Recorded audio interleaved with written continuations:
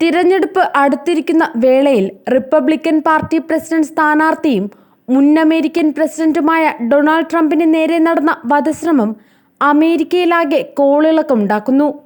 ആക്രമണത്തിൽ നിലവിലെ പ്രസിഡന്റും ട്രംപിന്റെ എതിർ സ്ഥാനാർത്ഥിയുമായ ജോ ബൈഡനിലേക്ക് വരെ സംശയമുന നീണ്ടിരുന്നു.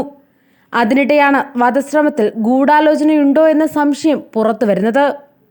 ട്രംപിനെ വെടിവെച്ച 20-കാരനായ തോമസ് മാത്യു ക്രൂക്സ് എന്ന യുവാവ് റിപ്പബ്ലിക്കൻ പാർട്ടിയുടെ രജിസ്റ്റർ ചെയ്ത അംഗമാണെന്ന അന്വേഷണ ഏജൻസിയായ FBI കണ്ടെത്തലാണ് സംശയം ബലപ്പെടുത്തുന്നത്.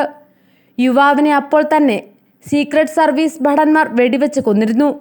എന്നാൽ തിരഞ്ഞെടുപ്പിൽ ജയിക്കാൻ സഹതാപ തരംഗമുണ്ടാക്കാൻ ട്രംപിന്റെ പ്ലാനിംഗ് തന്നെയാണോ വെടിവയ്പ്പിന് പിന്നിലെന്നും സംശയിക്കുന്നുണ്ട്. ക്രിമിനൽ പശ്ചാത്തലമില്ലാത്തയാളാണ് പെൻസിൽവേനിയയിൽ ആക്രമണം നടത്തിയ മാത്യു ക്രൂക്സ്.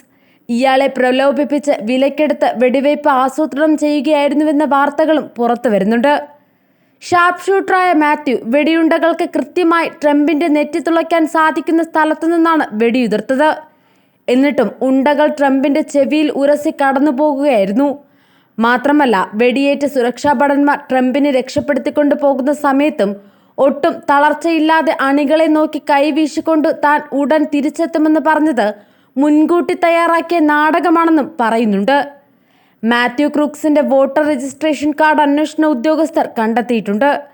റിപ്പബ്ലിക്കൻ പാർട്ടിക്കാരനായാണ് ഇയാൾ രജിസ്റ്റർ ചെയ്തിരിക്കുന്നത്. 2003 സെപ്റ്റംബർ 20-നാണ് ഇയാളുടെ ജനന തീയതിയെന്നും രേഖകളിൽ നിന്ന് വ്യക്തമായിട്ടുണ്ട്. ഇയാൾ 2022-ൽ ബദർ പാർക്ക് ഹൈസ്കൂളിൽ നിന്ന് സ്കൂൾ വിദ്യാഭ്യാസം പൂർത്തിയാക്കിയതായാണ് റിപ്പോർട്ട്.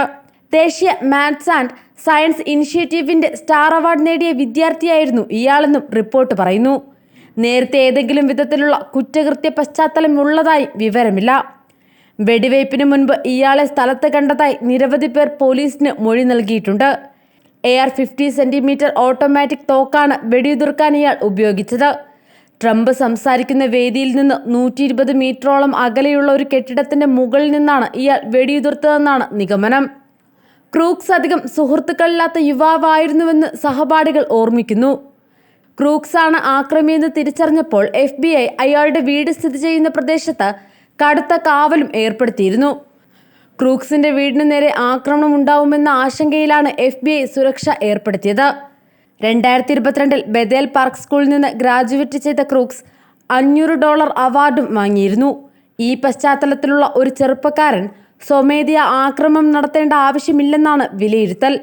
ട്രംപിന്റെ വിജയം ഏറെക്കുറെ ഉറപ്പായ സാഹചര്യത്തിൽ വിഷയത്തെക്കുറിച്ച് പ്രതികരിക്കാനില്ലെന്ന FBI പ്രതികരണവും സംശയത്തിന് ഇടയാക്കിയിട്ടുണ്ട്.